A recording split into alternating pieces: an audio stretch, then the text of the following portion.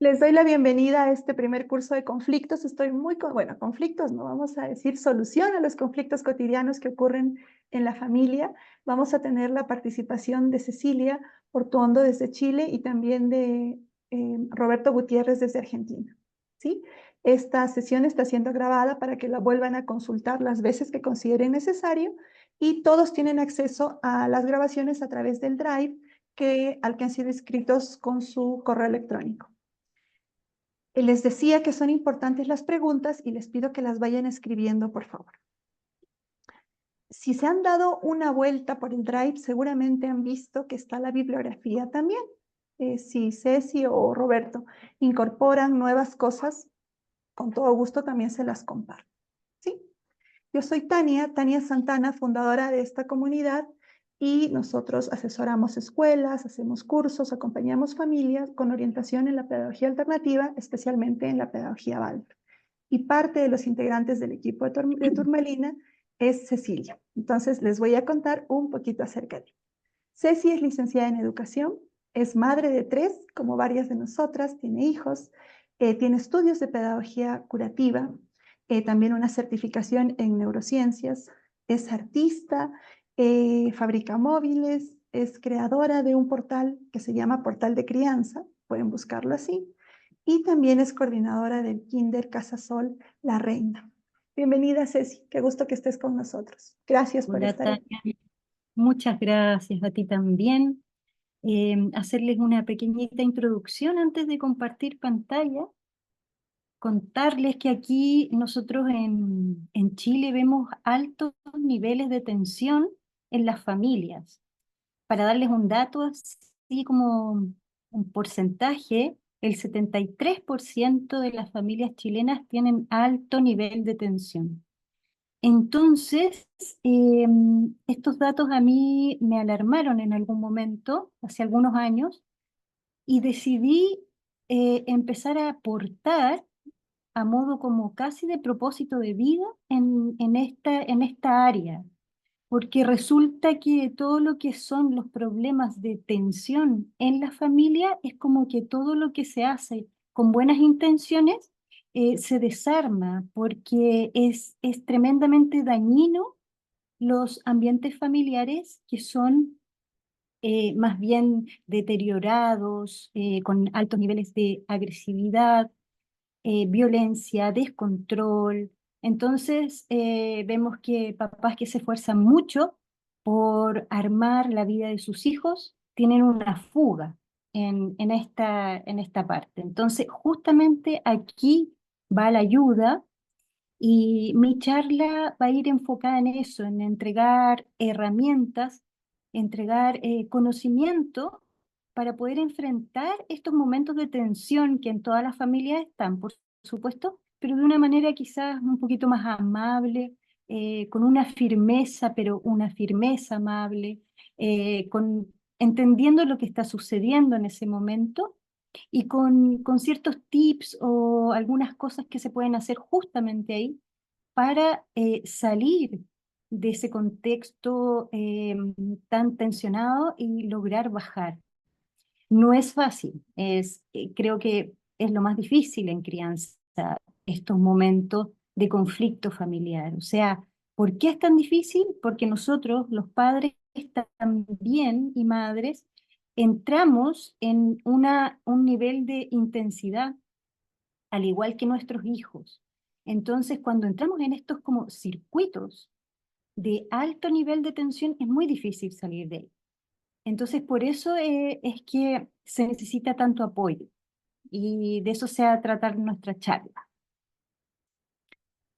Como decía la Tania, todas las preguntas, por favor, aprovechen, sáquenme el jugo, porque a esto es lo que me dedico justamente y hay harto que se puede hacer.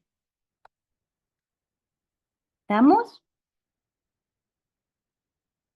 Vamos a compartir aquí. Espérenme un minutito que no encuentro mi carpetita. Eh, un segundito. No hay problema, Ceci. También invitarlos, si les interesa el tema de pedagogía curativa, estamos empezando un curso de pedagogía curativa a cargo de Banja Cosin. Si les interesa el tema, pues se puso muy bueno. Se viene un curso de historia en la primaria con justamente Alex Vázquez de Chile como Ceci. Y si quieren estar al tanto de todo lo que ocurre en nuestra comunidad, pues nada, seguirnos en redes. Creo que ya estás, ¿no, Ceci? Ahí sí, Sí, ya lo ahí estamos viendo. estamos, ahí lo Gracias. están viendo. Ya, mis queridos, vamos a comenzar. Como dice ahí, ahí, no significa que no haya conflicto. O sea, el conflicto, si uno lo sabe conducir, puede sacar ventaja y ayuda a darle herramientas a los niños para posteriormente poder enfrentarse a un curso, a un colegio, a situaciones sociales en donde ellos sepan cómo moverse en el conflicto. Entonces, por eso lo vamos a entender el conflicto como una oportunidad, ¿ya? En la medida que sepamos manejarlo. Entonces, vamos a comenzar. Aquí. Vamos a partir por comprender qué es lo que yo me voy a referir cuando esté hablando de manejo, ¿ya? Manejo van a ser las acciones asertivas en los momentos adecuados. Y aquí yo les quise poner estas dos fotitos porque si vemos aquí en esta primera foto, aquí hay una obstrucción, aquí hay una, se podría decir, falta de manejo. Aquí el adulto está totalmente enganchado por lo que está sucediendo en ese momento y de ahí es muy difícil salir, ¿ya? Hay una obstrucción. En cambio aquí, si vemos en esta foto, vamos a ver este padre que está viendo a su hijito, entregándole su yo hasta que vuelva el yo del niño. En los momentos de pataleta, el niño entra en un estado en que está muy perdido de sí mismo. Entonces, uno como adulto va a apoyar ese momento entregándole contención y el yo propio hacia él, ya sea con el mismo cuerpo que yo voy a tomar al niño, lo voy a cobijar, voy a respirar despacito y de esa manera vamos a lograr que la calma del adulto sea traspasada a la calma del niño, ¿sí? Esa es un poquito la idea de lo que es el manejo. Entonces, como les decía, no es evitar el conflicto, sino que saber manejarlo.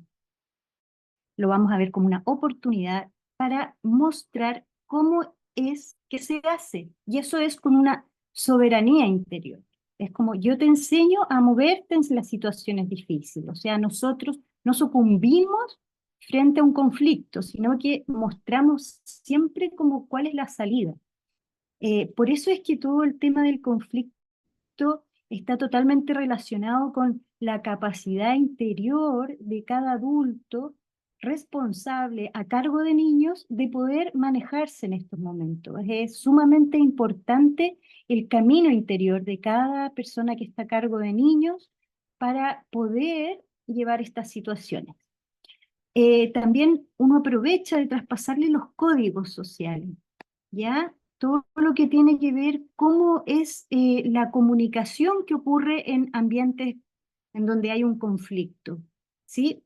Cómo es que hay que hablarle al otro, ¿sí? Cómo es que pueden empezar a manejarse. Y todo esto que ocurre en crianza en relación al conflicto tenemos que entenderlo como un entrenamiento social para la vida que se va a hacer desde la casa, ¿sí? Nosotros vamos a preparar a nuestros hijos o como profesores vamos a preparar a nuestros niños para que ellos tengan las herramientas, un entrenamiento social, ¿ya? Hay un tema bien importante que tiene que ver con la magnitud de la sobrereacción adulta frente a un conflicto. ¿ya? Va a ser finalmente el grado de complejidad que le va a dar la situación al problema propiamente tal, cómo se lo tome el adulto. El adulto, si él sobre reacciona, la situación va a subir a niveles altísimos, ¿sí? Si él baja, va a lograr mantener el conflicto a un nivel bajo, ¿sí? Depende absolutamente de él. Vemos ahí en la fotito, ahí es una situación en la cual la sobrereacción del papá está provocando una situación más compleja a nivel familiar en ese momento. ¿Ya? Vamos a revisar un momentito todo lo que tiene que ver con los ambientes familiares. ¿Ya? Resulta que vamos a poner dos polos, primero como para poder ponernos posteriormente al medio, ¿sí? Vemos que hay dos tipos extremos de ambiente. Por un lado podemos ver un ambiente sumamente flexible, en donde los niños van marcando el ritmo diario de la familia. Los niños van decidiendo en qué momento ordenar, en qué momento hacer las cosas, y ellos van llevando la pauta. Y los padres como muy abiertos, ¿no? A que ellos opinen, a que ellos armen, eh, y a la vez también con extrema flexibilidad en los tiempos diarios. Entonces, por ejemplo, constantemente pueden estar sucediendo cosas que van a cambiar la estructura de la casa, en un ambiente flexible. Por ejemplo, viene una tía y se quedó conversando con la mamá hasta las 12, 1 de la mañana, y los niños resulta que chuta no habían tomado once, no han comido y tampoco se duermen. Entonces hay como una especie como de movimiento muy así como por impulsos de que se va dando en la vida, ¿ya? Es como, yo siempre pongo el ejemplo que es como cuando tú llegas a un semáforo y el semáforo está apagado. Ahí ocurre un momento en que todos los autos están como que no sabe quién parte primero, y ocurre una situación bien tensa, bien nerviosa. Bueno, un poco eso es lo que sucede en los ambientes muy flexibles, que los niños se confunden, porque es como que no sabe qué va primero, qué va después, y toda esa atmósfera ambiental familiar flexible va a provocar una confusión que va a llevar a posibles conflictos, ¿ya? Eso es un polo. El otro polo, que es un polo muy rígido, que son familias extremadamente estructuradas, donde todo funciona como tiene que ser, con altos niveles de exigencia a los niños, ya sea a nivel académico, a nivel conductual, con muchos deberes, y vemos que esto se puede ver hasta físicamente en esas familias con alta rigidez, en donde sus cuerpos, ya sean de los niños o de los adultos, están tiesos. Realmente hay una rigidez corporal muy grande, en donde los niños no tienen espacio para vivir su emocionalidad, ¿no? Están como sobreadaptados a este ambiente. Son ambientes generalmente fríos. Aquí en los ambientes flexibles podemos ver que son extremadamente cálidos, pero aquí el yo se desarma en el ambiente flexible, y aquí el yo está demasiado compuesto, que no logra salir hacia afuera. Entonces nos vamos a parar justamente al medio de estos dos polos, ¿sí? O sea, estructura, y estructura la cual también pueda en ciertos momentos flexibilizar, por supuesto, pero todo por sobre una estructura familiar, ¿ya? La brújula para definir el ambiente familiar va a ser la comodidad de todos los participantes, ¿ya? Ustedes pueden dejarse llevar por eso. ¿Qué tan cómodos estamos? ¿Qué tan cómodo estoy yo, mis hijos? ¿Cómo los ves tú dentro de la casa? ¿Están relajados? ¿Son ellos realmente? ¿Están apretados? ¿O están excesivamente sueltos? Entonces, todo esto, todo este trabajo va a tener que ver con mucha observación directamente de la familia, ¿ya? Para hacer ciertos ajustes. Seguimos aquí. Como les contaba yo, aquí en Chile el 73% de las familias viven en un ambiente tenso, maltrato psicológico, maltrato físico. Entonces, es súper necesario trabajar todo esto. Vamos aquí tenemos un cuadrito, espérenme que los voy a tener que cerrar un minutito ahí, para mostrarles que hogar seguro, cómodo, como hablábamos anteriormente, versus mundo externo, ¿ya?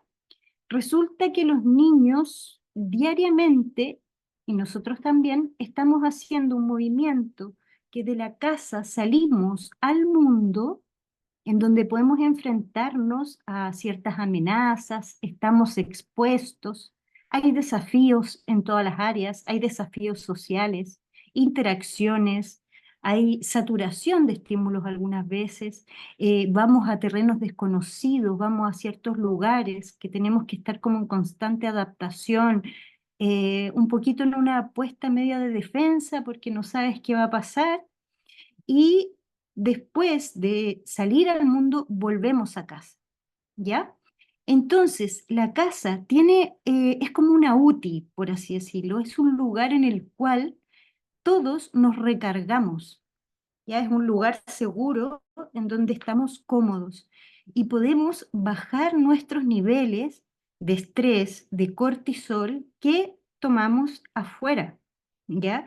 Los niños viven en los colegios, en las escuelas, en los kinder, muchas situaciones que son desafiantes y eso los cansa mucho. Entonces, por eso mismo, volver a la casa tiene que ser un lugar de calma, de comodidad, como les digo. Y esto funciona a modo de respiración, o sea, es como que salgo, una inhalación, y vuelvo a casa y es una exhalación, un relajo, ¿ya?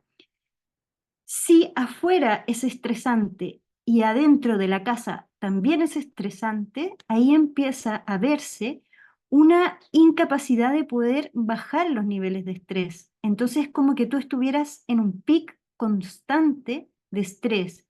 Y ahí empezamos a ver los casos de adultos y niños con estrés crónico, que aquí se ve muchísimo, muchísimo, ¿sí? No sé cómo será en otros lugares, pero aquí el tema del estrés crónico es un temazo, porque están todo el rato en un pic. Entonces tenemos que lograr hacer esta diferencia de lo que es afuera, la exposición, y volver adentro a este relajo. ¿Ya? Esa es la idea. ¿Vamos bien? ¿Se escucha bien? ¿Todo bien? Ya, perfecto. Seguimos. Em, A causa de la forma de vivir hoy en día, entre mucha interferencia que sucede, el absentismo que se le llama también, que es esto en donde estamos todos como presentes y no presentes, estamos constantemente trabajando con nuestros teléfonos, nuestros computadores, y estamos y no estamos, todo esto está provocando a nivel de crianza que sea como muy difícil llevar a cabo los objetivos o el trabajo que yo hago en casa, ¿sí? Entonces se les deja como gran parte de la responsabilidad a los colegios, a las escuelas, a los profesores, que ellos se hagan cargo como de eh, hacerse cargo de todo lo que tiene que ver con la educación de los niños. Pero resulta que en la casa hay mucho, mucho que hacer. Entonces, yo recomiendo a los papás, porque trabajo con papás, que ellos puedan tener un cuaderno de crianza para ir como programando, observando cómo van las cosas, los niveles, tratando de buscar con lápiz y papel qué es lo que está sucediendo en nuestra familia, en nuestro hijo, etcétera. Entonces, aquí yo les puse algunos de los temas que son fundamentales de saber cómo está nuestro niño en relación a todo esto. Primero que nada, decirles que el 97% de los niños viene con una capacidad potencial a desarrollarse. El 97% de los niños, o sea, es altísimo. Todos vienen con este potencial. Sin embargo, como sea su ambiente, todo lo que está aquí afuera, va a determinar si vamos a poder darle las posibilidades de que llegue a su máximo potencial o todo lo contrario, que vamos a bajarle las posibilidades de lograr llegar a desarrollarse, ¿sí? Entonces, el ambiente enriquece o empobrece la vida de los niños, ¿ya? Y el ambiente va a tener que ver con todo esto. Yo les recomiendo hacer este hijito, este monito y empezar a ver qué está pasando con la relación con su mamá, qué está pasando con sus hermanos, ¿hay celos? El papá está presente, el papá tiene una autoridad muy fuerte, está más o menos blando. ¿Cómo está su desenvolvimiento social en sus áreas, en su colegio? ¿Cómo se está moviendo? ¿Cómo se percibe a sí mismo? ¿Sí? Ahí pueden ver todo lo que es el tema de la autoestima. Nuestro hogar es realmente seguro para el desarrollo. ¿Cómo va su autonomía, alimentación, su relación con los profesores, la pantalla? ¿Cuánto tiempo pasa viendo tele? ¿Ya? ¿Cómo duerme? ¿Cómo está durmiendo? ¿Cómo es su sensibilidad con los estímulos? ¿Tiene desbordes emocionales? ¿Logra desbordarse? ¿Cuántas veces a la semana? ¿Cuántas veces diariamente? Etcétera. Hay manifestaciones ansiosas. Veo que se coma sus uñitas, que se tire el pelito, que tenga atracones de alimento, algunos tics en sus ojitos. Todo eso van a ser manifestaciones ansiosas que nos están hablando de que hay algo de lo que tenemos que mirar. ¿Ya? ¿Qué emoción predomina en mi hijo? Por ejemplo, puede estar diariamente, ¿qué predomina en él? El 60% del día está enojado, el otro 20% está triste, el otro 20% está aburrido. ¿Y qué pasa también con los demás miembros de la familia?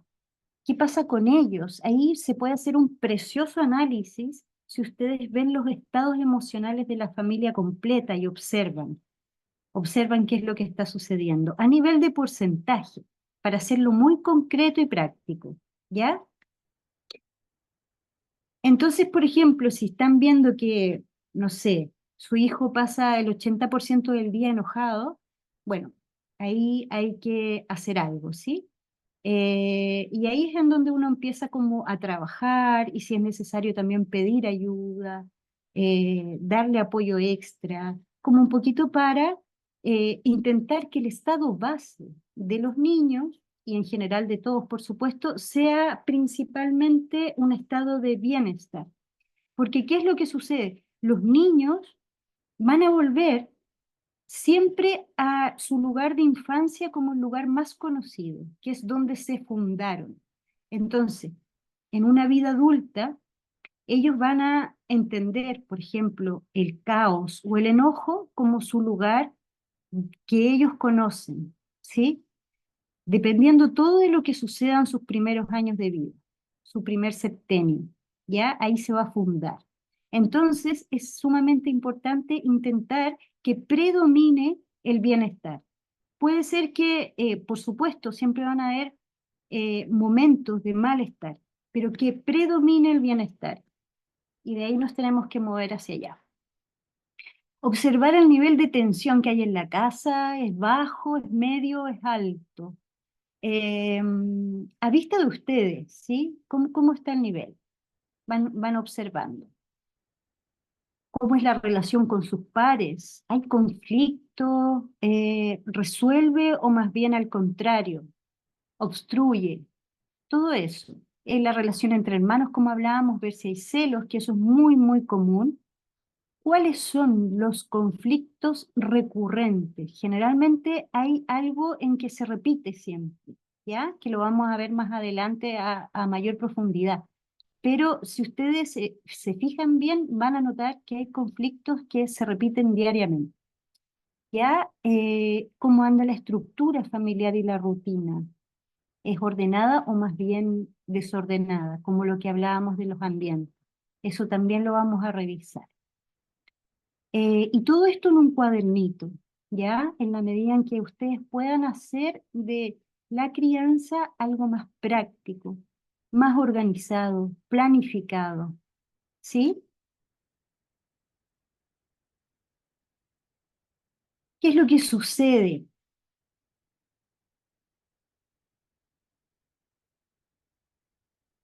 Sucede que los papás y las mamás saben cómo manejar a sus hijos, los conocen bien y saben lo que tienen que hacer. Y muchas veces ellos manejan los conflictos y los manejan súper bien. Pero resulta que hay ciertos factores que están muy presentes hoy en día en la vida de los adultos que perjudican en este manejo de conflicto. Entonces, vemos que hay cansancio físico, cansancio mental, preocupaciones, problemas en el trabajo, problemas de pareja, problemas económicos. Hay una serie de posibilidades que van a estar interfiriendo al momento de manejar un conflicto con los hijos. Es como si nosotros partiéramos ya un poquito como saturados a enfrentar a nuestro hijo a las 7 de la tarde. Ya estamos cansados y eso va a jugarnos en contra para poder manejarnos de la mejor manera posible, ¿ya? Pareciera ser que vivimos con un estrés a la base que no nos permite manejarnos como debiéramos manejarnos, ¿ya? Y esto nos va a hacer sobre reaccionar. A veces nuestro hijo puede botar un vaso de agua y uno se lo puede tomar atroz, terrible, gritos, siempre haces todo mal, qué sé yo, o no. Y de eso va a depender cuál será el nivel del adulto de saturación para enfrentar el momento. Vamos a meternos un poquitito aquí en algo no complejo, vamos a hacer una vista muy general. Eh, por ahí por los años 70, desde los estudios de la neurociencia, pudieron definir que había un evento que sucedía a nivel cerebral en los seres humanos que tenía que ver aquí con la amígdala, ¿ya? Este es el sistema límbico. Resulta que aquí está la amígdala, que este ganglio se va a inflamar en momentos en donde la persona se vea en un evento intenso. O sea, por ejemplo, si a ti te asaltan en la calle, la amígdala se va a agrandar para que tú reacciones, porque esto es para la sobrevivencia, ¿sí? Entonces vas a poder correr más rápido y reaccionar a tiempo, ¿ya? Y resulta que esta amígdala tiene mucho que ver con las pataletas de los niños, ¿ya? Porque aquí se le llama el secuestro amigdalar. Esta amígdala se inflama y bloquea todo lo que es la zona de aquí prefrontal. En la zona prefrontal está todo lo que es la organización del yo, todo lo que es el análisis de la vida a nivel más complejo, ¿no? Y cuando la amígdala se inflama, resulta que bloquea esta parte prefrontal. Y ahí vemos lo que son los desbordes emocionales de los niños. Que a veces si tú quieres hablarle en ese momento, el niño no te va a escuchar, porque está bloqueado, ¿sí? Hay un bloqueo. Entonces, mírame, escúchame, te estoy diciendo, no es el momento. Hay que esperar que este periodo, que se llama periodo refractario, baje para poder hablar con él. ¿Ya? Esto es una pataleta. Pero lo que sucede es que estos desbordes pasan a nivel infantil y a nivel adulto también. Entonces, suele ser que los conflictos más complejos es cuando papá e hijo están con un secuestro amigdalar. O sea, ambos están bloqueando su zona prefrontal. O sea, no hay pensamiento, hay una emoción desbordada ahí. Entonces, justamente ahí es cuando se vuelve todo más complejo, ¿ya?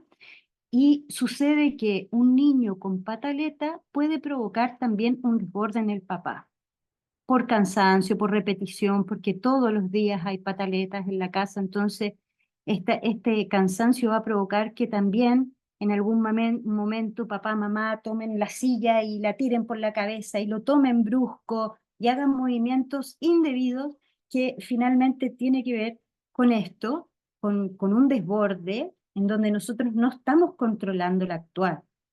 Y es ahí justamente en donde quedan los temas más complejos a nivel como de formación, de desarrollo sano de los niños, ¿sí? Cuando están estos desbordes. Esto no es un tema fácil de manejar, esto pasa a nivel automático, pero hay algunas cosas que nos pueden servir para manejarlo, ¿ya?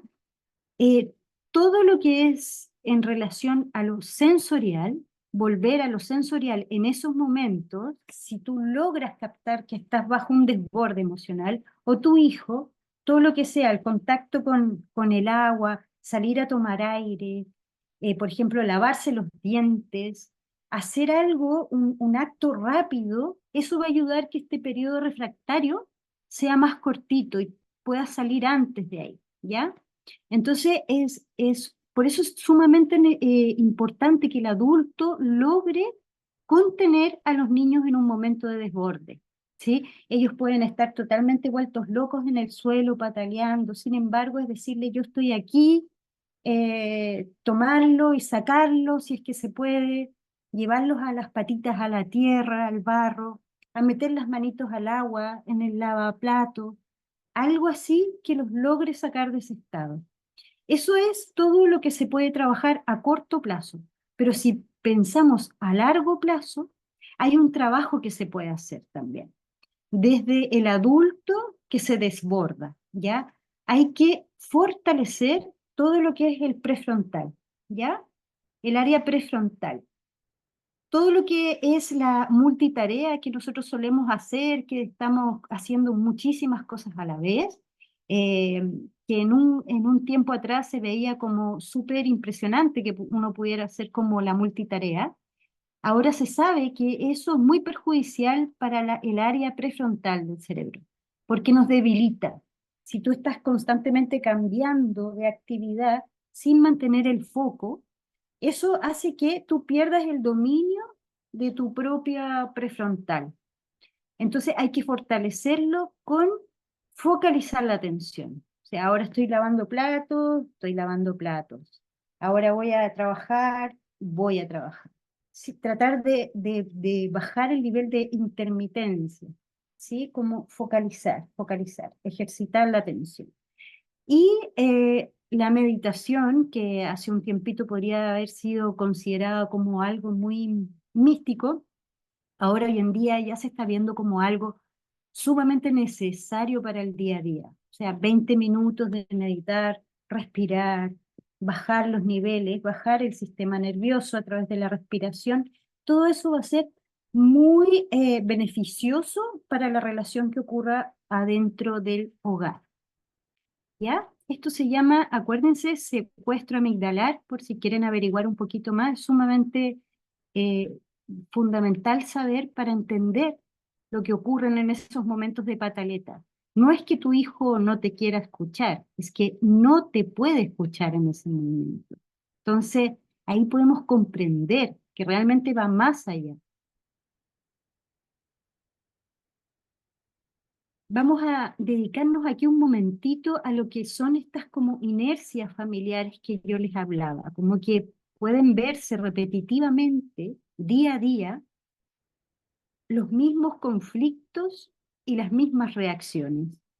Esto sucede mucho con los hijos adolescentes, que es como constantemente, te dije que ordenaras tu pieza, tienes todo tirado, todos los días lo mismo, y el hijo va a pegar un portazo. Y constantemente van a estar estas formas repetitivas. Y cuando están estas formas repetitivas, nos están hablando que hay un patrón relacional, una inercia familiar que ya está muy, muy incorporada, que es como muy normalizada, por decirlo. Hay ciertas formas de relacionarse que están así como como si fuera así nomás la vida, ¿no?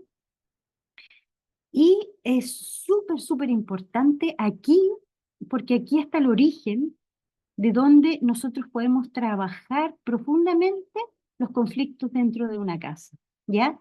Entonces, primero que nada, hay que identificar cuál es el conflicto recurrente. ¿A qué hora se da? ¿A las 7 de la mañana? ¿En la tarde cuando le digo que se bañe? ¿A la hora de comer? ¿A la hora de hacer las tareas? ¿Cuando tiene que ordenar? ¿O cada vez que le doy una orden? ¿Cuál es nuestro conflicto recurrente? ¿Sí? Identificamos, ¿ya? Y tratamos de llegar al origen de ese patrón, ¿sí? ¿Dónde es que empezó a suceder esta inercia que funciona? Porque para que una conducta se repita es porque funciona, ¿ya? O si no, la conducta se extingue. En la medida que funcione, se va a seguir ocupando. Cuando tú intentas cortar un patrón, es muy difícil, hay una resistencia muy grande, porque es un circuito cerebral que ya está muy engrosado, está muy usado, ¿ya? Entonces, para cortarlo es complicadísimo. La forma de poder cortar es sustituyendo. Hay que hacer una sustitución de esta misma situación que se repite siempre. Al hacer un cambio de respuesta, por ejemplo, vas a estar haciendo una sustitución. Por eso es que todo esto hay que como que programarlo y pensarlo mucho, mucho análisis y observación.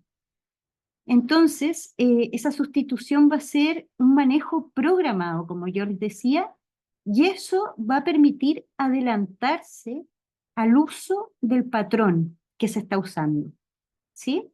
Es un trabajo sumamente complejo, tan complejo como el conflicto, pero se puede, se puede, se puede.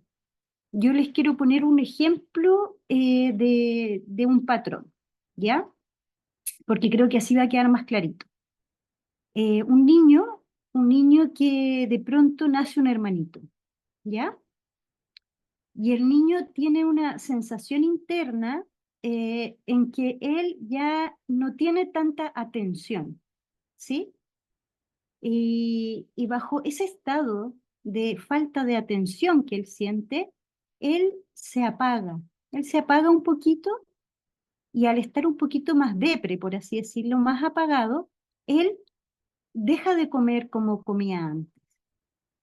Al momento que el niño deja de comer, su mamá al tiro reacciona y va donde el niño y le dice, amorcito, ¿quieres una sopita? ¿Quieres que te prepare una comida exquisita y yo te la doy? Amor, voy a dormir contigo hoy día porque para que estemos juntitos. La mamá reacciona frente a este apagamiento del niño que se muestra a través de haber bajado de su nivel de alimentación. Y él, ¿qué pasó? Él nota que la mamá lo vio. Por tanto, esto funciona, esto me sirve. Quiere decir que cuando yo dejo de comer y me apago, mi mamá me ve. Ahí hay un patrón, ¿ya? Que a futuro puede tener que ver con todo lo que son los temas de alimentación de los niños, de los adolescentes, temas de hipocondria. Siempre me pasa algo, porque entendí que cada vez que me pasa algo, me duele algo, soy visto, ¿ya? Entonces, así funcionan los patrones y son sumamente automáticos. O sea, el niño ni siquiera se dio cuenta y empezó a usar esta estrategia, por así decirlo. Entonces, otro día, cuando bajaba la tensión, le dolía la cabeza, porque sabía que su mamá al tiro lo iba a atender. Bajó esa reacción de él, esa manifestación de él hacía que la mamá reaccionara. Y los niños se van a mover para ser vistos. Entonces, muchas veces pueden tener reacciones que no siempre son buenas. en la búsqueda de la atención de los padres, aunque produzcan algo malo en ellos, igual están consiguiendo la atención. Entonces, eso es lo que ocurre. Es ahí donde están los conflictos constantemente. Aquí está todo el trabajo, la sustitución. En el caso del ejemplo del niño que poníamos, ¿cómo es que yo puedo prestarle atención, pero no solo cuando deja de comer? Y aquí se ocupan mucho las afirmaciones. Amor, yo estoy aquí, yo te veo, me encanta lo que haces. Y reafirmando, ¿ya? Saber que siempre hay una necesidad que los niños tienen de ser vistos. Y generalmente el conflicto va a tener a la base esta necesidad de que sienten carencia, de que no tienen la atención que necesitan. ¿Ya? ¿Quedó clarito? ¿Sí? Ya. Seguimos. Hay un área que es sumamente a considerar en lo que es el trabajo en casa, ¿ya? Y esto va a tener que ver con la autonomía, ¿ya? Nosotros tenemos que observar nuevamente en este cuadernito que podemos tener de crianza, observar cómo es que mi hijo va teniendo autonomía, pero autonomía en tres áreas. Generalmente cuando hablamos de autonomía nos quedamos pensando en la autonomía física, que aprenda a vestirse, a abrocharse los zapatitos y ese tipo de cosas. Bueno, resulta que no es solo la autonomía física, sino que también es la autonomía social y la autonomía emocional. Entonces, yo observo en qué está mi hijo en estos niveles y voy a ir dando pequeños pasitos en cada uno de estos niveles para que él vaya teniendo las conquistas que necesita. Y todo esto, en relación a la autonomía, va a ser las herramientas que les podemos dar a nuestros hijos para la vida. Es así de importante. Y está absolutamente relacionado también con una autorregulación. Generalmente buscamos que nuestros hijos se puedan autorregular emocionalmente. Y eso tiene que ver con entregar las herramientas para la autonomía emocional. ¿Ya? Hay que poner especial atención. Eh, para todo este trabajo de autonomía es súper necesario tener tiempo y paciencia dedicado para estos contextos, porque son lentos y los niños, al estar aprendiendo a ser más autónomos, se demoran mucho y a veces incluso se resisten porque quieren que los papás le hagan las cosas. Entonces, por ejemplo, si el niño no ha lavado jamás un plato y tú lo llevas a lavar un platito, al principio se va a demorar mucho y no va a querer y qué sé yo, pero poco a poco él va a empezar a tener este entrenamiento y va a soltar. Pero necesita mucha presencia del adulto al lado para dar los primeros pasos de autonomía, ¿ya? Todo lo que es físico, como les decía, tiene que ver con la ropita. Generalmente el vestirse es en las mañanas y en las noches, que son los momentos de mayor tensión en las familias, porque apúrate que vamos a llegar tarde, corre, y finalmente uno los termina vistiendo rápidamente para no llegar tarde al colegio, y es todo así como acelerado, y en las noches también se nos hace tarde y te tienes que bañar y todo eso, y justamente ahí son los momentitos en los cuales nosotros podemos dejar un tiempito de dedicación. Quizás si antes de todo el ajetreo de la tarde programar 20 minutitos para hacer algún acto que tenga que ver con la autonomía diariamente, fijándonos en todo lo que es físico, social y emocional, vamos a ir caminando, ¿ya? Entonces, socialmente, por ejemplo, puedo pedirle a mi hijo un desafío que sea a su alcance, como por ejemplo ir a pedirle algo a la vecina, que vaya a tocar la puerta de la casa al lado y pida un huevo, como exponerlo un poquito socialmente, muy de a poquito, donde él vaya teniendo logros.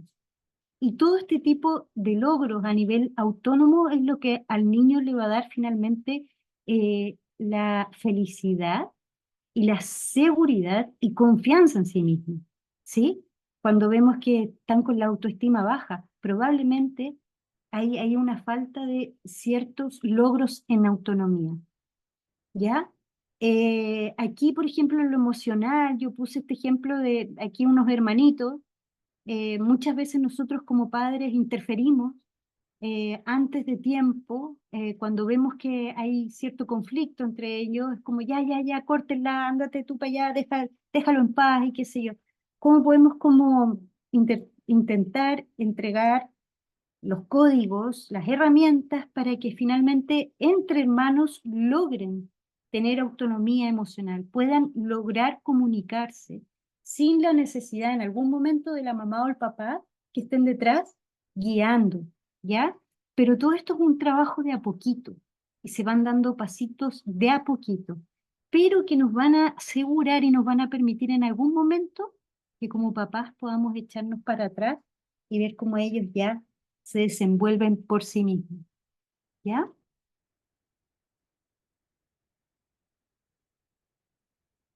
Ya. Resulta que en la primera infancia, los niños... Ay, perdón. Ah, me equivoqué. Espérenme. Um,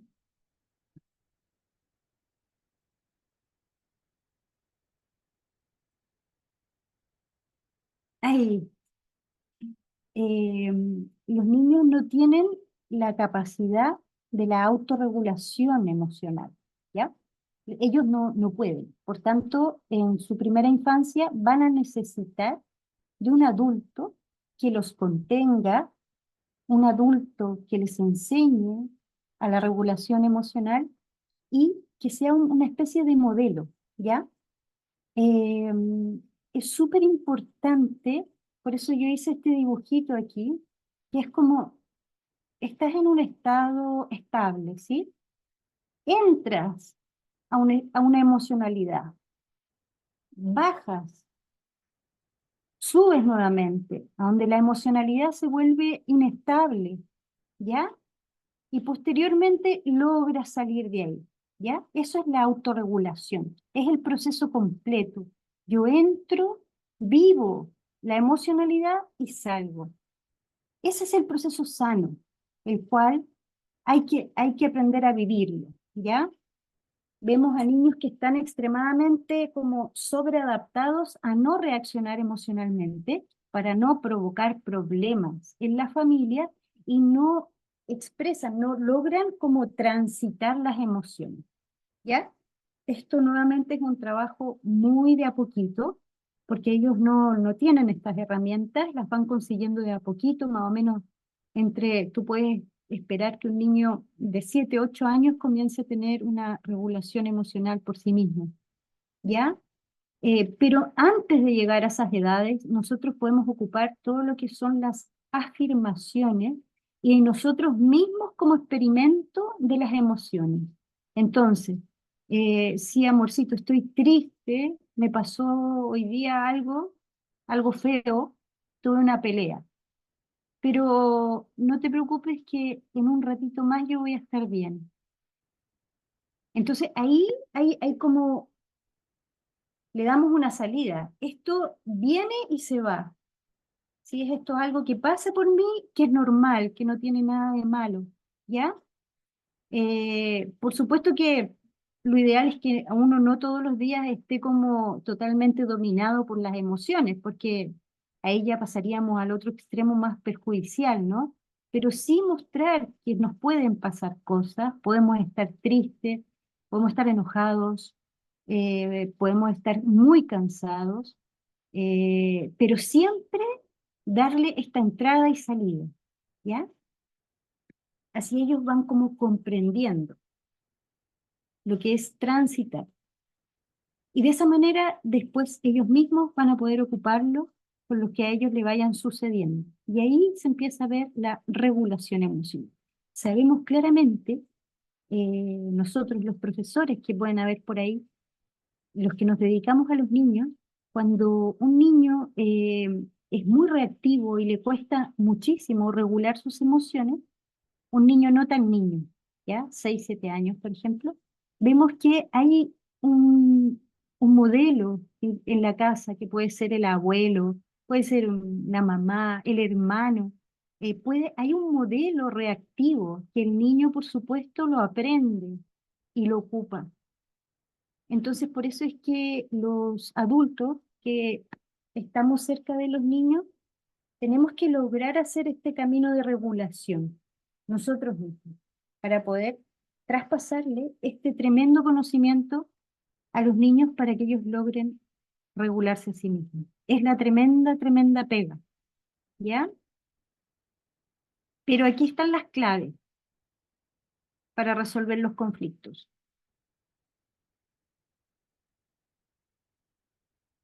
Hay 3 momentos para actuar al momento de un conflicto, ¿sí? Está todo lo que tiene que ver con lo previo, con lo que es como la prevención, todo lo que yo voy a hacer antes para que no suceda, ¿ya? Porque como decíamos, es bueno, o sea, podemos aprovechar los conflictos como oportunidades, pero tampoco significa que todos los días estemos con gritos, peleas, porque eso perjudica tremendamente la salud mental del niño en desarrollo. Entonces, tampoco hay que abusar del conflicto, por eso hay que hacer prevención, hay que tener ciertas condiciones para que tratemos de evitar el conflicto, ¿ya? Como por ejemplo, el orden de la casa, cuando las casas están muy desordenadas, los niños se saturan más fácilmente, entonces se irritan con mayor facilidad. La casa ordenada y la claridad de lo que va sucediendo, ¿sí? Que ellos puedan saber eh, que después de las tareas voy a tomar once y después voy a salir a caminar, o sea que haya algo en donde el niño se pueda como dejar llevar, ¿ya? Orden y claridad. Llevar esta vida estructurada. Lo ideal es que, por ejemplo, todos los días a una misma hora esté sucediendo relativamente lo mismo. Por ejemplo, todos los días a las 5 vamos a la plaza. Todos los días a las 8 viene el baño. Todos los días a las 8:30 está el cuento. Cuando estas estructuras funcionan de manera muy disciplinada, los niños se dejan llevar. Hay un momento en que ya lo tienen tan incorporado dentro de ellos que no necesitan como, no quiero hacer esto, no me quiero bañar, porque es así, porque siempre ha sido así y siempre va a ser así. Entonces, los papás y las mamás se pueden afirmar en una estructura. Entonces el tema no va a ser con ellos. Hay algo que está aquí bien armadito. Eso ayuda mucho a bajar el nivel de conflicto. Lo otro que hablábamos anteriormente, esto que tiene que ver con que sean vistos. Esto es una manera preventiva al momento de conflicto. Eh, Cuando uno los va a buscar al colegio, cuando uno está jugando solo en su pieza o está dibujando, uno pone especial atención y puedes hacerle notar algo, como por ejemplo, mira, uy, noto que ahora estás dibujando con los deditos de las manos y el pelo. La semana pasada tú no ponías pelo a tus monitos. Entonces el niño va a decir, oh, se da cuenta de lo que yo hago, me está observando. Cuando él tiene actos nobles, generosos, todo eso es de siempre ir como destacando. Lo ideal es más o menos una vez al día destacarle algo en sus logros. Siempre hay cositas que decirle. Y así lo vamos como nutriendo y esta carencia que tienen en general los niños las vamos llenando día a día, ¿ya? Y eso los asombra un montón, porque ellos ya vienen con el juicio de que mis papás no me miran como yo quiero, no me prestan atención como yo quiero, que siempre quieren más. Entonces, cuando tú te adelantas a eso, los vas como llenando. 20 minutitos de atención exclusiva. A veces sucede en las familias cuando hay más de un niño, hay 2 o 3 en la casa, es muy difícil como prestarle atención a uno de nuestros hijos. Vamos un poco así como en serio. Y todo así se vuelve un poquito más automático. Y resulta que es sumamente importante para cada uno de ellos tener un ratito que no es un largo, largo rato. Estamos hablando de 20 minutos de una atención exclusiva que puede ser, por ejemplo, en el momento de ir al baño, echarle cremita, cortarle sus uñitas, algo así como de cuidado cotidiano, algo que sea como preciso, preciso hacia él. 20 minutos diarios.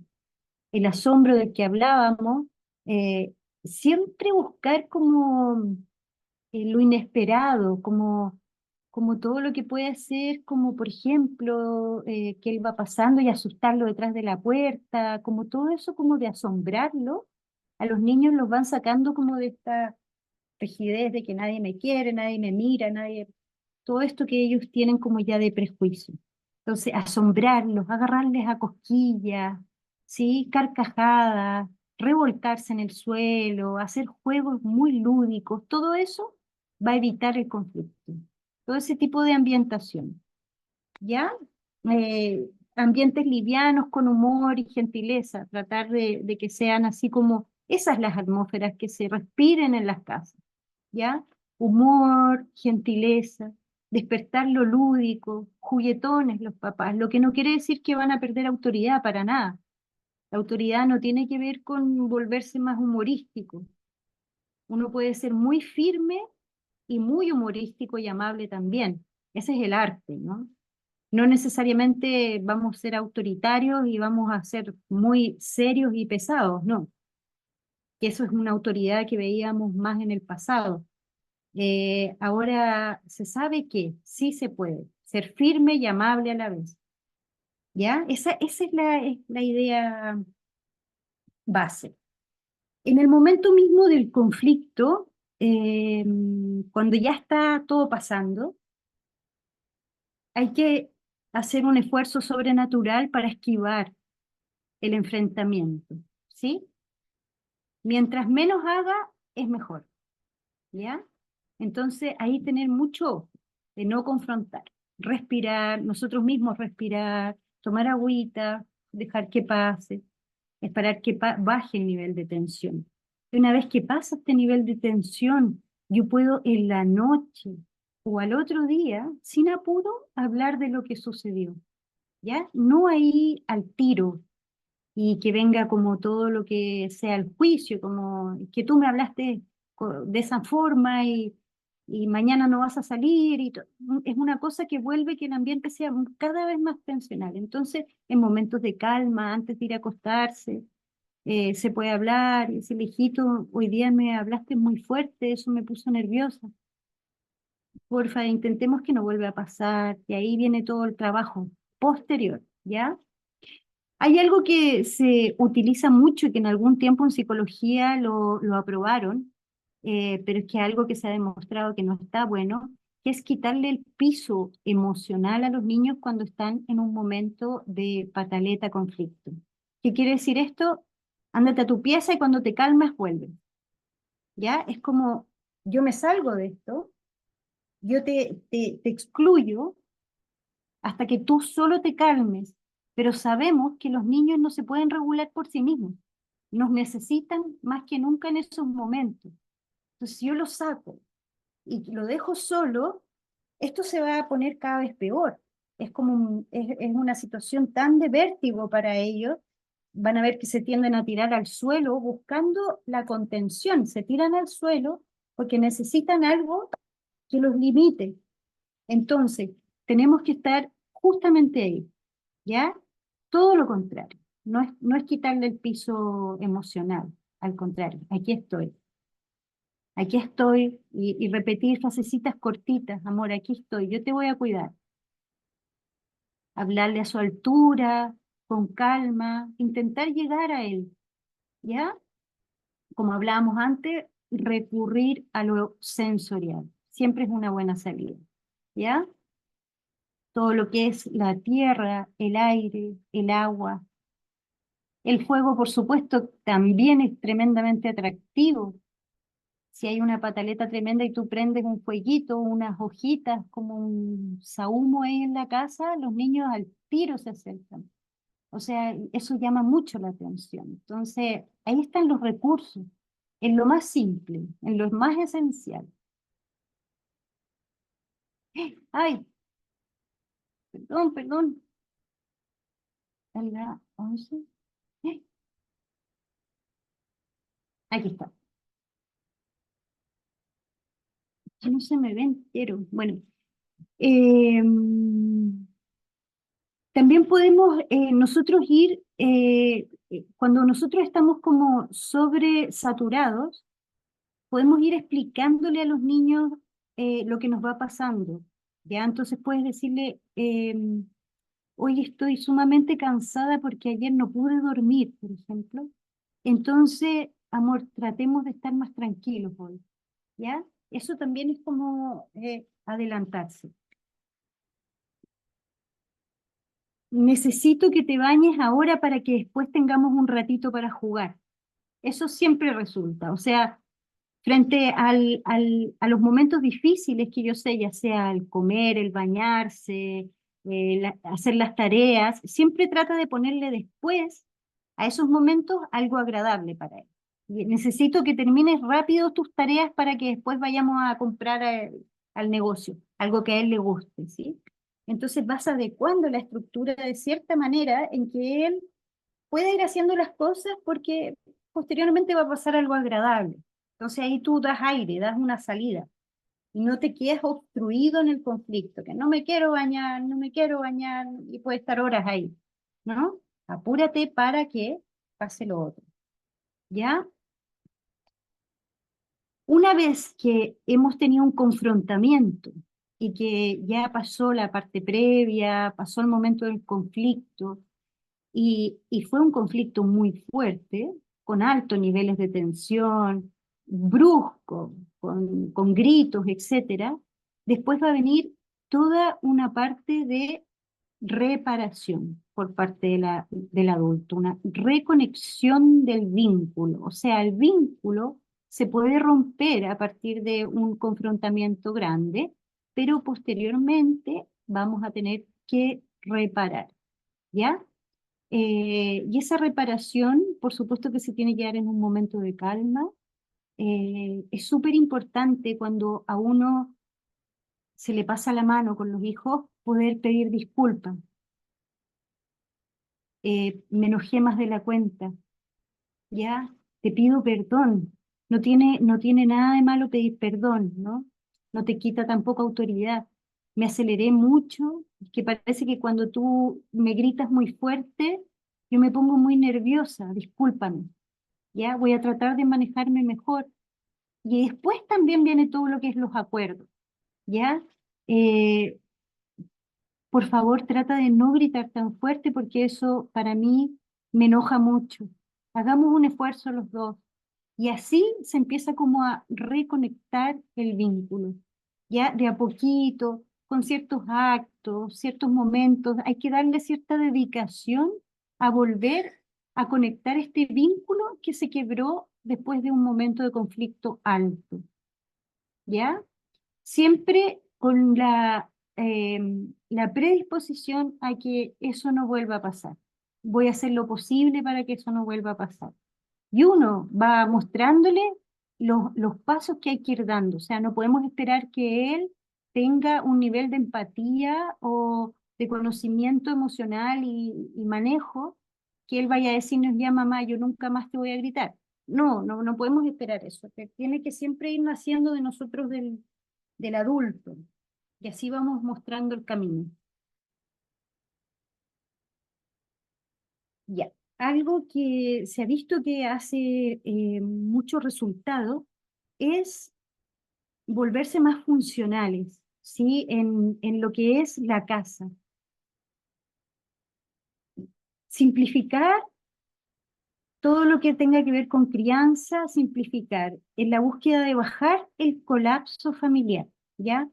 Eh, por ejemplo, si uno tiende a tener muchas cosas en las casas, como de sobrellenarlas de objetos, de cuadros, todo eso va a ser como un ambiente absolutamente como saturado, además que cada una de esas cositas hay que limpiarle el polvo, entonces uno puede transformarse un poquito como en esclavo de la propia casa, en mantenerla porque está llena, ¿no? Entonces, volverse más funcionales en el sentido de que esté más o menos preparado para criar el lugar y sacar mucho estímulo, despejar, que no sea llegar a la casa para tener que ponerse a limpiar rápidamente, porque por ejemplo en la cocina tengo muchos utensilios, entonces siempre está el cerro de platos que lavar y todo se vuelve como un malestar.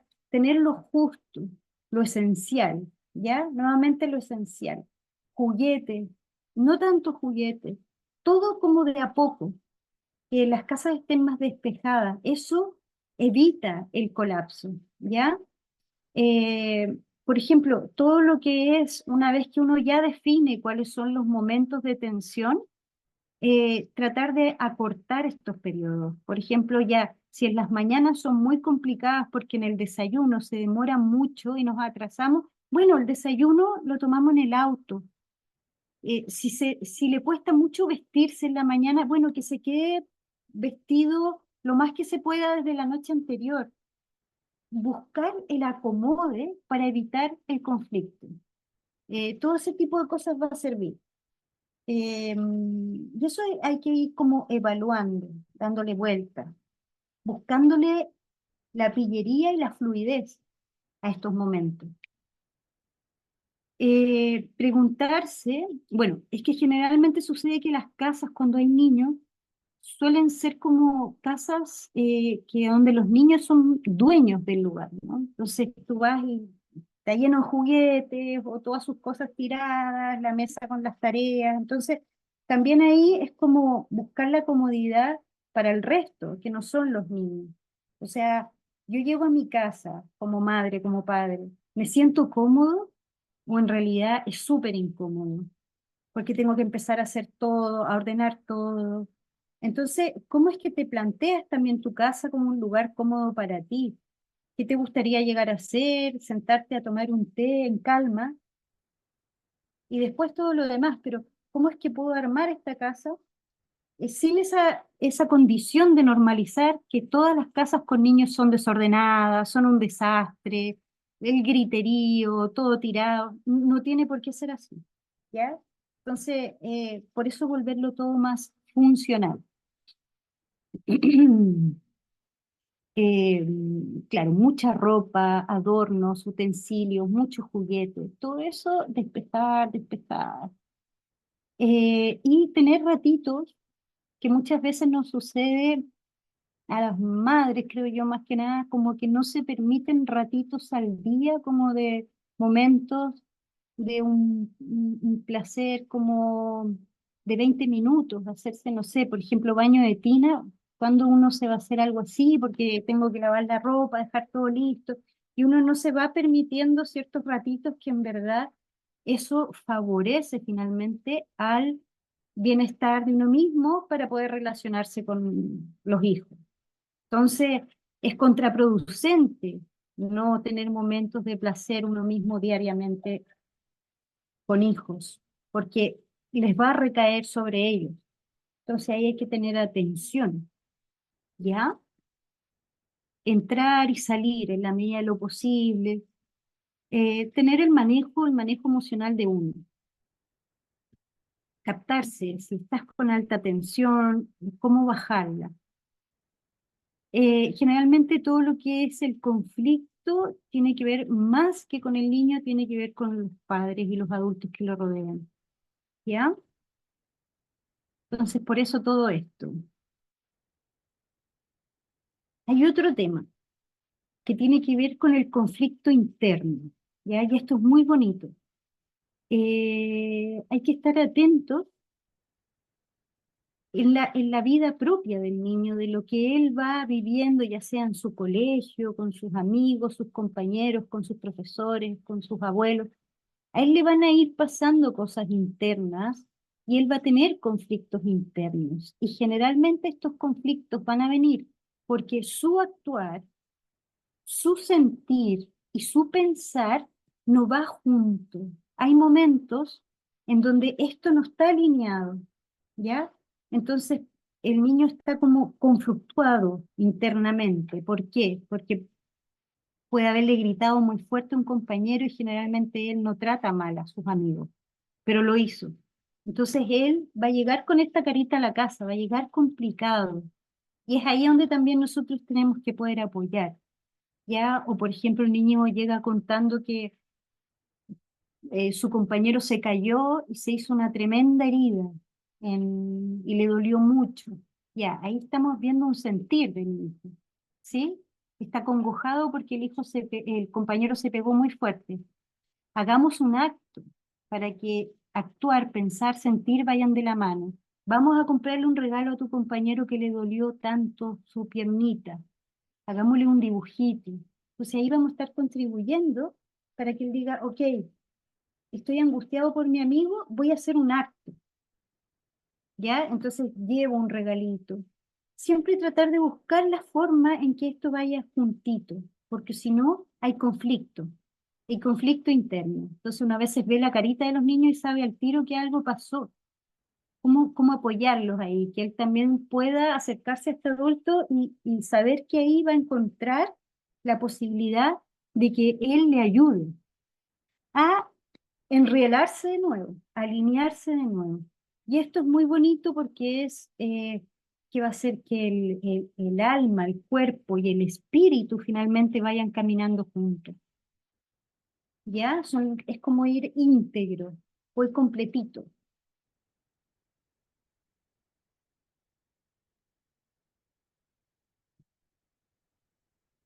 Y para terminar, este cuadrito puede ayudarlos un poco a comprender la totalidad de lo que es el desarrollo de un niño.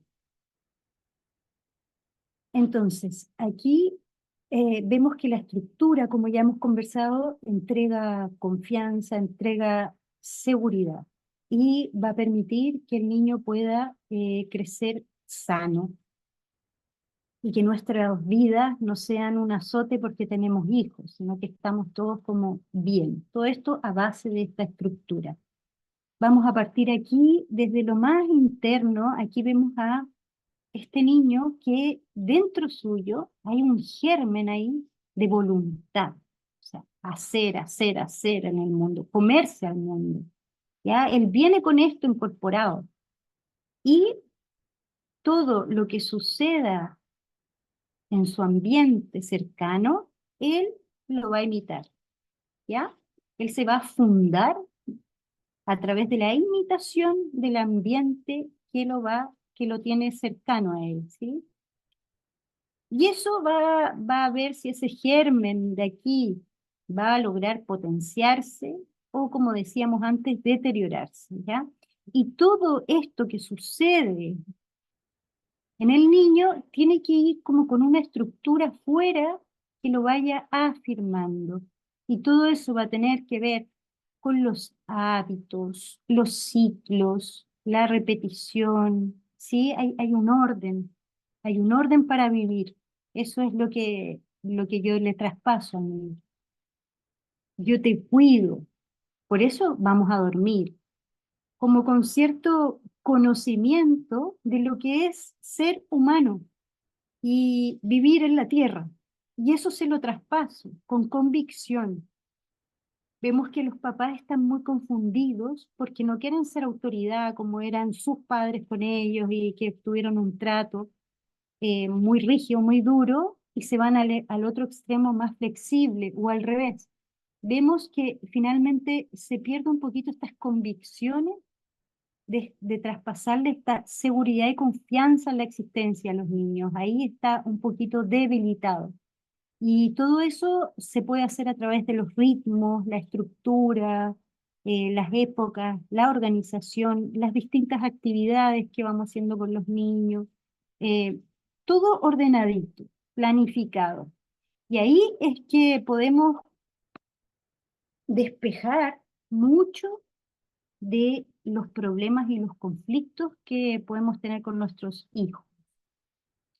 Así que, bueno, hasta aquí yo llego y abro para preguntas. Espero que les haya servido. Cualquier duda, me preguntan, porque es harto contenido. Muchas gracias, Ceci. Sí, es bastante, pero creo que será bien aprovechado. Ya han dejado preguntas en el chat. Te leo la de Ginette, ¿sí? Ella Ya, dice si le puedes dar un consejo en relación a cómo acompañar a un niño de 5 años que gran ya. parte de su expresión verbal hacia su madre es en forma autoritaria y respetuosa.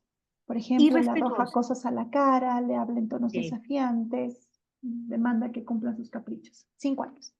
5 años, claro. Ahí lo que estamos viendo es lo que hablábamos de que los niños, por tener la atención de la mamá, van a no necesariamente hacer actos amorosos y amables.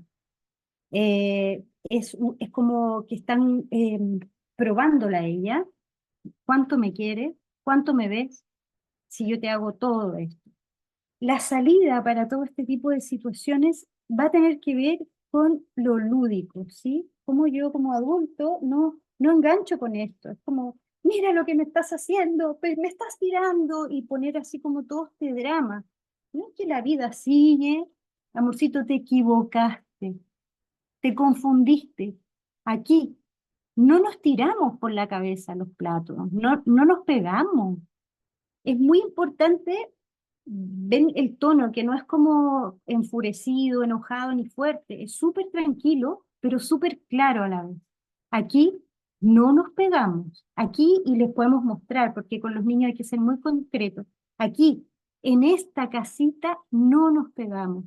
Y esto repetitivo, diariamente, o sea, no es una cosa que se consigue de la noche a la mañana. Hay que ser majadero, ¿no?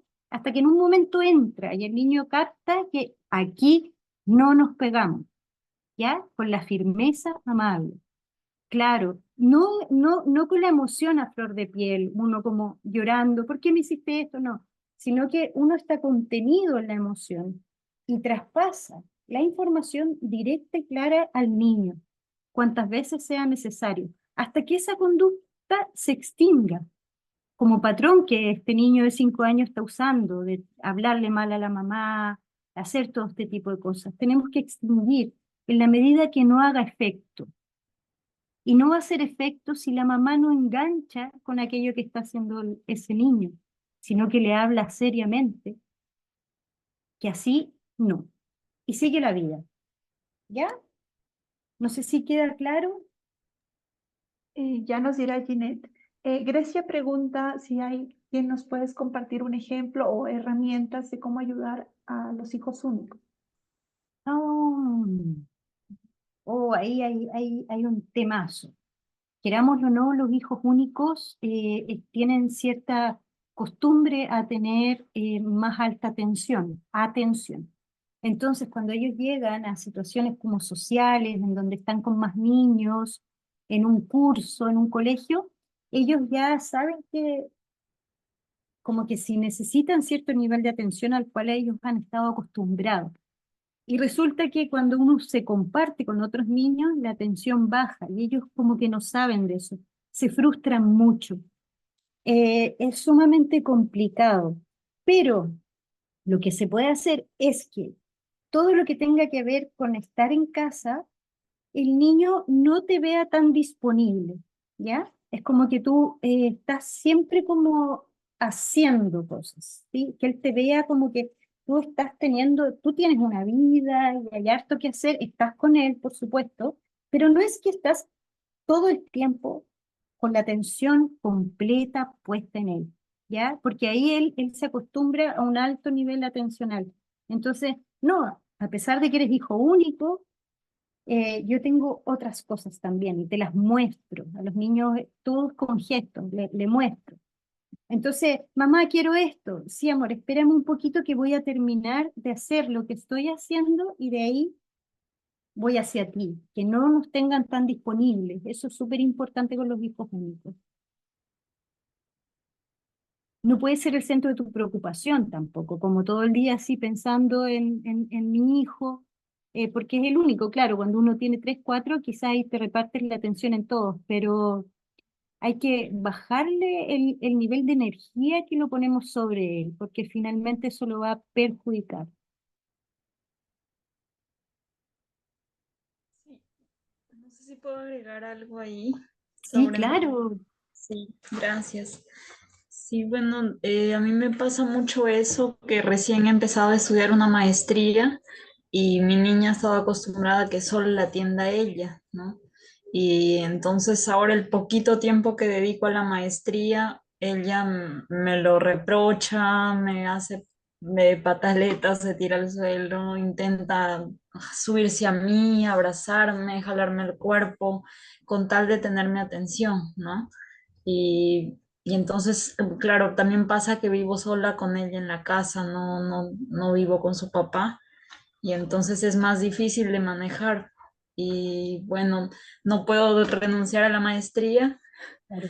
pero creo que Sí, va a funcionar mucho esto de delimitar, de decirle que yo también tengo quehaceres, que también tengo, porque hasta cuando estoy lavando los platos o cuando estoy tendiendo la ropa, ella quiere estar sobre mí, ¿no? Y a veces intento delegarle tareas, decirle apóyame con esto, ayúdame, pero ella no lo comprende, intenta retenerme claro, mucho, claro, jalarme mucho. claro. Sí. Sí, mira, todo eso también lo puedes trabajar desde esto como la prevención, o sea, te adelantas un poco a todos estos momentos. Si tu maestría es a las 6, por ejemplo, tú ya vienes diciéndole desde las 4 que después vas a estar en una clase, entonces ahora aprovechemos de estar juntas, vas un poco adelantándote, ¿ya? Para tomar ahí como las medidas. ¿Ya? Está súper bueno que tú vayas haciendo cosas y ella pueda ir haciendo cositas también, pero tienen que ser de su interés. Ya, no sé, por ejemplo, si tú estás lavando platos, a los niños les gusta muchísimo el agua, entonces ponerle un pocillito con agua y pasarle, no sé, por ejemplo, una esponjita muy rica con harto jaboncito, o sea, es sumamente atractivo. Hay que tener ojo como con las actividades que sean como atractivas para él, para que ella vea que ambas van viviendo juntas, pero no necesariamente todo el rato como extremadamente conectadas, así como aquí, ¿no? Que mírame, mírame, mírame, ¿cachai? Entonces hay que llegar a eso, ¿no? En que podamos estar juntas haciendo cosas. Entonces, dibujar, yo dibujo por un lado, no es como que tú te vayas a sentar a verla a ella dibujar, y ambas estamos dibujando. Ambas estamos cocinando, ambas estamos... Y procura que el ratito en que tú estás con la maestría, dejarla de alguna manera en donde ella pueda quedar como con cierta atención, que bueno, lo que suele suceder es que se quedan viendo algún dibujo animado en la tele, algo así como que sea el momento. Pero todo esto te va a resultar en la medida que la estructura esté súper definida para que ella como que ya incorpore que esto es así. O sea, tú no dudes en no hacer tu clase ni nada. Es, ya como con harta convicción, traspasarle eso a ella. Gracias, Ceci. Tenemos muchas preguntas, así que voy a ir rápidamente con ellas. Dale, sí, Sandra, quizás me estoy demorando mucho en sí, Sandra contestar. pregunta si puedes dar ejemplos de acuerdos post-conflicto con niños Ah, desafiantes, ¿no? sí, como la reparación, claro. Como les decía, principalmente es pedir disculpas. Ah, amorcito, te grité. Puede que te hayan dolido tus oídos, te pido disculpas, amor, voy a intentar que no vuelva a suceder. Te hice un regalito, mira, te hice este dibujo, no es que te compro algo porque, no, no es comprar algo, sino que, mira, me dediqué en hacerte este dibujito para ti, para que tú veas que realmente yo estoy arrepentida de lo que sucedió.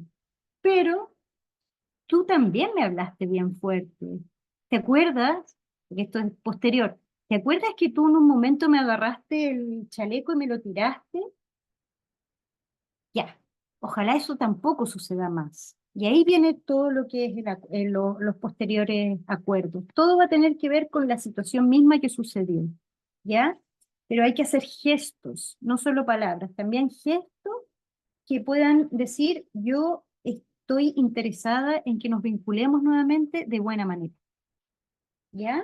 Maravilloso, Ceci. ¿Qué estrategias se pueden abordar o se pueden usar para la competitividad? ¿No? Niños de 8, 9 que son Ah, líderes de claro. clase. Sí, ahí está todo el tema que hablábamos de la atención exclusiva. Es sumamente necesario cuando hay competitividad entre hermanos, es que ellos se han visto en su exclusividad cada uno diariamente, pero 20 minutos cada uno. Como les digo, eso ya es un tiempito en donde eso el niño lo logra incorporar. O sea, ya, mi mamá se dedicó 20 minutos a mí. Entonces, eso va funcionando en la medida que tengan esa exclusividad cada uno. ¿Ya? Tratar de sacarlo de la competitividad en la medida en que yo pueda traspasarles y mostrarles a cada uno de ellos sus habilidades, ¿sí? Sus logros, que yo pueda siempre estar en un almuerzo, en una comida, destacando uno y otra cosa, ¿ya? Como que ambos tienen sus fortalezas y destacarlas en esas instancias familiares, que se escuchen entre ellos. Es súper bueno. Paola quiere saber cómo puede ayudar a su hija a tener autonomía en el ámbito de lo social. Le cuesta responder saludo, no fluye mucho en la conversación y es peor si le pide que devuelva el saludo. Tiene 4 años. Claro, sí, sí. Bueno, chiquitita, tiene 4 años. Yo creo que primero que nada uno como papá bajar un poquito la expectativa de esperar de que tengan un manejo social a temprana edad. Eh, Hay que darle su espacio, su tiempo, pero hacer pequeñitos, como decíamos, pequeñitos pasitos, ¿sí? En donde uno no los exponga tanto como ya, vaya a darle un beso a la tía, salude, despídase, y como un poquito con esta presión por sobre ellos, no, pero que sí vayan un poquito avanzando en el tema. Primero que nada contigo, ¿no? Vamos para allá, pregúntale al señor, ¿cuánto vale eso que tú quieres, ese chocolate? ¿Ya? Entonces, uno ahí va con la pillería, él quiere un chocolate, pero que pregunte. Y así como de a poquito ir soltándose muy de a poco, con nuestra presencia primero, hasta que él vaya dando sus pasitos. No importa que nos salude, no importa nada, ¿ya? No, no hay que presionarlo de a poco, pero ahí uno consciente de que dé pasos, las cosas no se pueden quedar como estancadas, ¿ya? En términos de autonomía. Avance, pero muy de a poquito, con seguridad. Gracias. Gisela pregunta, o sea, ahora el otro lado, si nos puedes dar ideas de cómo abordarlo, pero desde los profesores, cómo podemos abordar conflicto desde la mirada ¡Wow! de los maestros. En una sala de clase, ¿sí? ¿De qué edad? Bueno, serían niños pequeños, ¿Pequeñitos? en general, ajá, en general, como En de, gen- perdón, como de el jardín. Ah, ya, ya, O sea, es ya. que tenemos como de pronto como conflictos en la escuela con niños pequeños, pero también, bueno, pueden existir en los grados como bajos de primaria. Entonces hablábamos de, o sea, tener un reglamento, pero no sabemos si el reglamento creo que no es la base de todo, o sea, más bien como que es el manejo, ¿no? El manejo del conflicto el que nos va Exactamente. a llevar a Sí, tener pues sí. la garantía, ¿no? Claro, o sea, todo va a pasar como por el manejo. Y algo sumamente importante, sobre todo en niños pequeños, es mantener lo lúdico.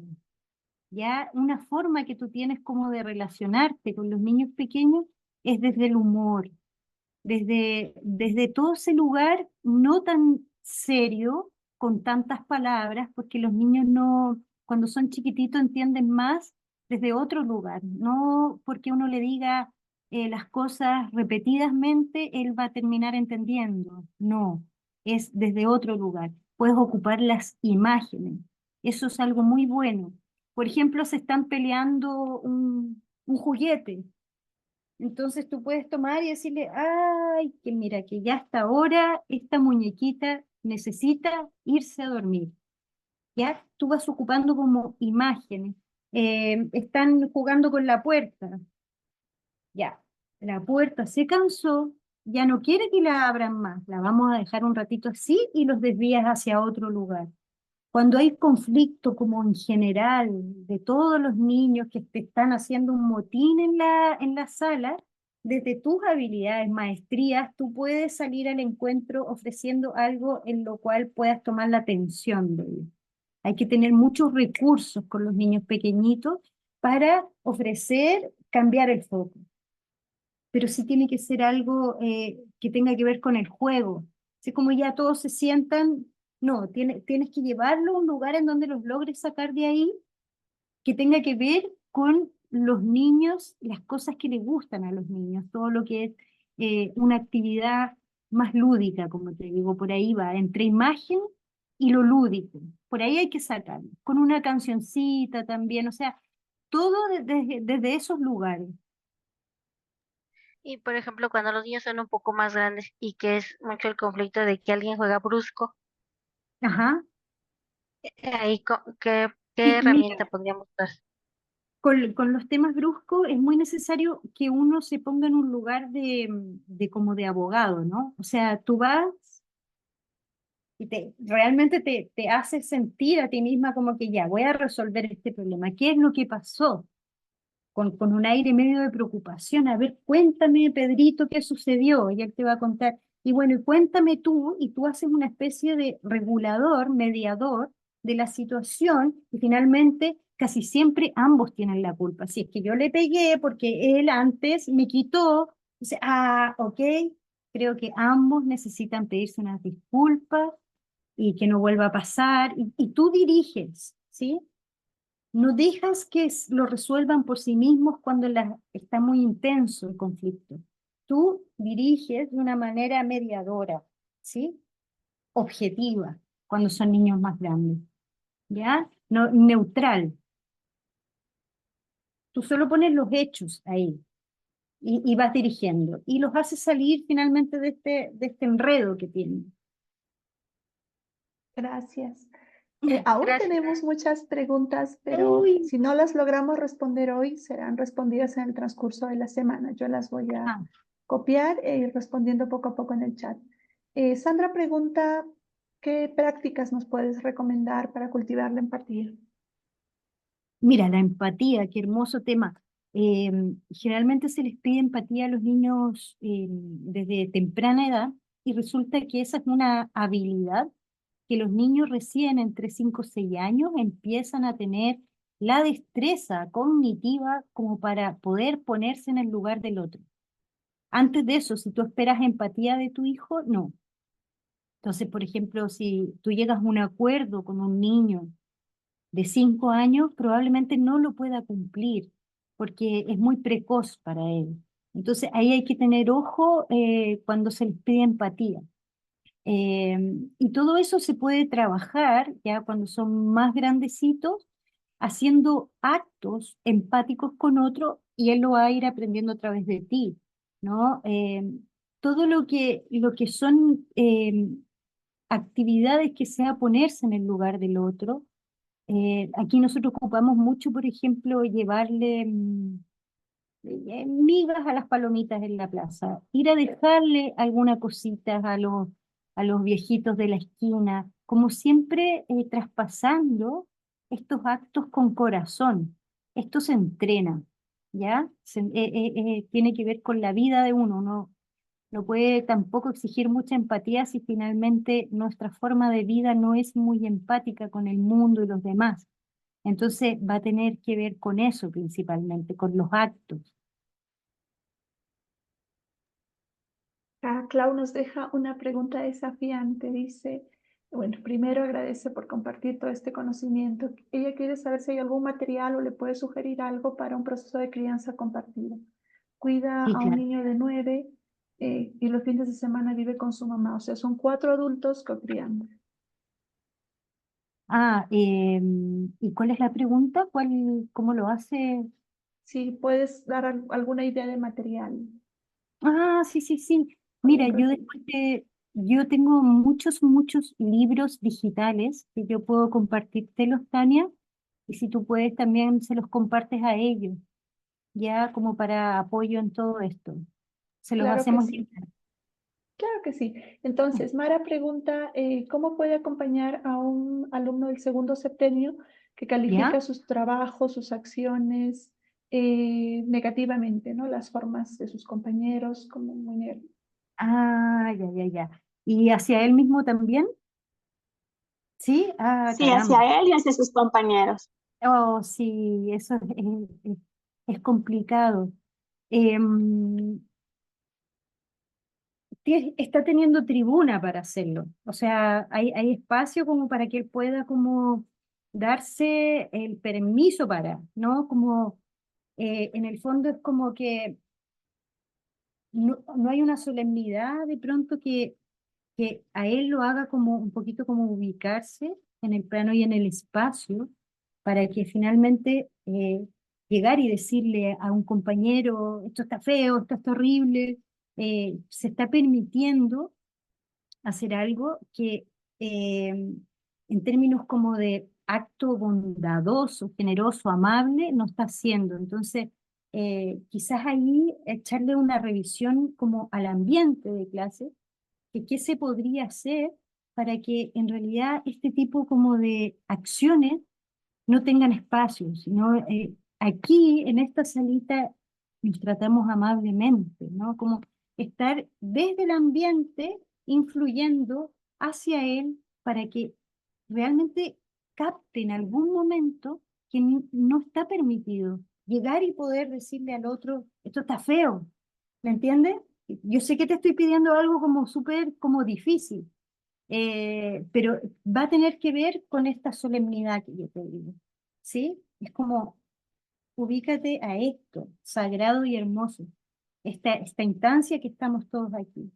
Como que eso tiene que entrar en él. Hacerle cierta conciencia también, por ejemplo, eh, conversaciones más allá de lo que es estar en clase, y tú después estás con él, que le puedas decir, cuando le dijiste a Pepita que su dibujo estaba feo, ella tuvo mucha tristeza, ¿sí?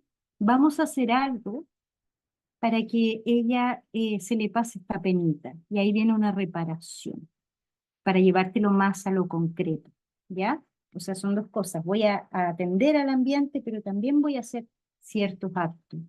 Entonces, él puede también llegar a su casa y tener que hacerle un dibujito a la compañera, hacerle un regalito. Por ahí también tienes que atraer a los papás que estén sintonizados a esto que vamos a hacer, vamos a reparar. No es llegar y decir así, tal cual, a cualquiera, cosas ofensivas. Ahí hay como una confusión. Entonces, sirve mucho decirle, te estás confundiendo. Así no nos hablamos acá, ¿sí? Espero te haya servido. Acá hay una pregunta de nuestra Diana que está en Argelia. Ella pregunta, ¿cómo actuar ante las acusaciones mutuas entre hermanos de 7 y 4 años? Mamá, mi hermano no hace lo que pediste. Mamá, mi hermano no quiere escucharme. Mamá, Ah, ya, ya, ya, mamá. ya, ya. Claro, como que se acusan entre ambos. Claro, ahí es como que hay que dejar claro, no te preocupes que aquí estoy yo. Yo voy a estar atenta, yo voy a mirar. Entonces, no es necesario que tú me avises todo. Juega con tu hermano, cambiarle un poco el foco, porque esto de estar como el acusete no es necesario. De todas formas, puedes decirle, gracias por avisarme, pero no te preocupes, ¿ya? Acuérdense que todo tiene que ser como poquitas palabras, muy concreto, muy firme, amable, pero no llenarlos como de explicaciones, que mira, que bla, bla, bla, bla, bla, bla, bla, bla, bla. Ya cuando uno empieza con mucha explicación, no entra nada en la cabeza de los niños, poquito. Yo soy la mamá, amor, no te preocupes. No te preocupes que aquí estoy yo. Yo los veo a los dos. Yo sé todo. Yo tengo ojos por todos lados. Sé todo lo que pasa. Entonces, reafirmarse en su rol de mamá y que no tenga efecto estas acusaciones. Si está buscando que reten al hermano, que eso no suceda de esa forma. Quizás después hablan privado con el niño que hizo tal cosa, pero que, como les digo, todo esto tiene que ver con que las conductas no tengan el efecto que el niño busca, ¿no? Ahí se extinguen, al no enganchar. Listo. Gisela pregunta, bueno, esto, una bibliografía ya nos la vas a enviar. Entonces, Sandra pregunta sobre sugerencias para acompañar a niños que desafían la autoridad constantemente, en pleno Rubicón, 9 años. Ah, claro. Rubicón. Es parte, este desafío de la autoridad a los 9 años tiene que ver que ellos están formando su identidad. No es que estén en contra tuyo, sino que tienen como que reafirmarse. Entonces, primero que nada, sentir que no hay un ataque, ¿no? Es parte de lo que toca a los 9 años. Por supuesto que hay que guiarlo, acompañarlo, pero sí se agudizan a los 9 años. Ellos están en ese momento pasando como por una crisis existencial tremenda. Se les acabó la infancia, hay podas neuronales que ya terminan con la infancia para preparar todo el cuerpo para lo que viene posteriormente, que es como una preadolescencia. Entonces están sumamente perdidos, tienen que afirmarse y un poco también como que van sacando eso a sus cercanos. Generalmente tienen miedo, hay que contenerlos harto, hay que cobijarlos y tener un aguante mayor. ¿Ya? O sea, hay que pasar los límites propios y decir, ya, ok, va a estar más desafiante, tenerles paciencia y no enganchar. Saber que lo de los 9 años se acaba, es un paso, es un momento, el Rubicón. Y después ya bajan y se van, se vuelve sumamente armoniosa las relaciones después de los 9 años. Pero hay que tener más aguante. Bien, y llegamos a la última pregunta. No sé si Sandra, ¿quieres abrir tu micrófono? Porque no entiendo esto que refieres sobre no quiero hacerlo porque debo hacerlo, no quiero. Ah, no, Explícanos mejor. sí, no, tenía que ver con la pregunta anterior, que Ah, cuando el niño desafiaba precisamente la autoridad de que no quiero, porque debo hacerlo, como todo el tiempo preguntando, ¿no? Y cómo, y no sé, Cecilia, si nos puede recomendar cómo apoyar. Esto es en una escuelita muy pequeña donde hay 5 niños. ¿Cómo Ah, poder apoyar a la maestra un poco para ella fortalecer, digamos, un poco del mayor aguante que tú hablas? claro.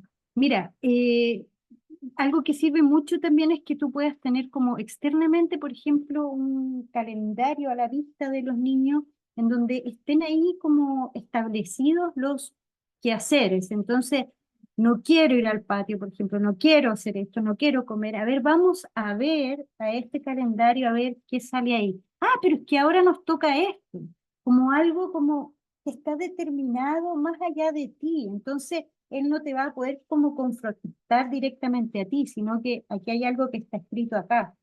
Pero fíjate que después de esto hacemos esto otro. Igual puedes hacer ciertas, como, cuando tú ves que la cosa está muy fuerte, puedes flexibilizar un poco con los niños, si ya son 5. Entonces, bueno, vayamos, hagamos esto primero y después esto otro. Sí, puedes mover la estructura, pero tiene que existir la estructura a los ojos de los niños. ¿Ya? Para que tú pasas de una forma en donde no el conflicto no es contigo, es con algo que ya está establecido. ¿Sí? ¿Se entiende? Sí, muchas gracias. Ya. María del Pilar, ¿puedes formular tú tu pregunta sobre la última, por favor?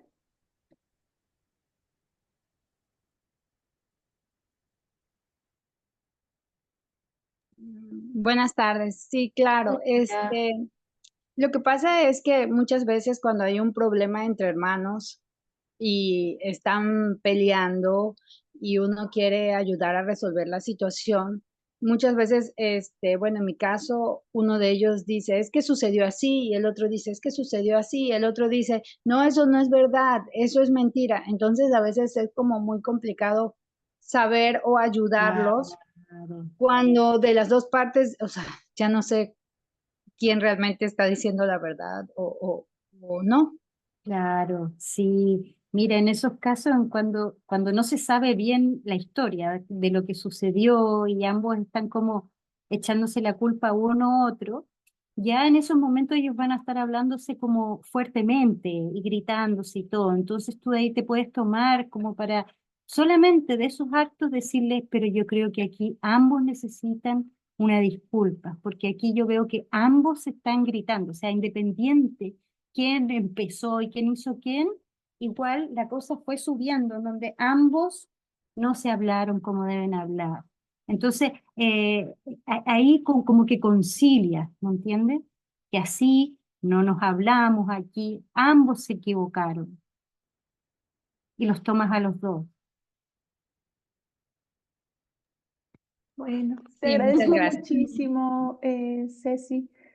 Sandra, muy rapidito, adelante. Sí, quería preguntar cuando hay conflicto, digamos, en un par de niños y los otros niños siguen como el hilo, ¿no? Como que mi mamá Sí, dice es que eso se pega y como que los otros niños vienen sí. detrás, como un poco con Oh, el qué conflicto que se va difícil, agrandando. sí.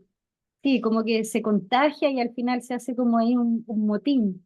Wow, ahí tenéis que sacar el conejo, tenéis que sacar una carta sumamente entretenida para lograr captar la atención más allá de este niño que contagió a todo el resto. Entonces, en ese momento, por ejemplo, si tú tenías planeado hacer tal o cual cosa de cierta forma, tiene que volverse en ese momento a hacer cierta adecuación.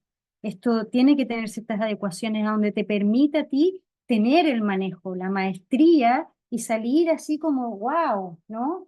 Captaste la atención de todo. Y ahí está la magia, finalmente la magia del educador, del profesor, a enfrentarse a estos momentos a donde tiene un motín y que logra captarlo porque es extremadamente interesante lo que tú vas a hacer.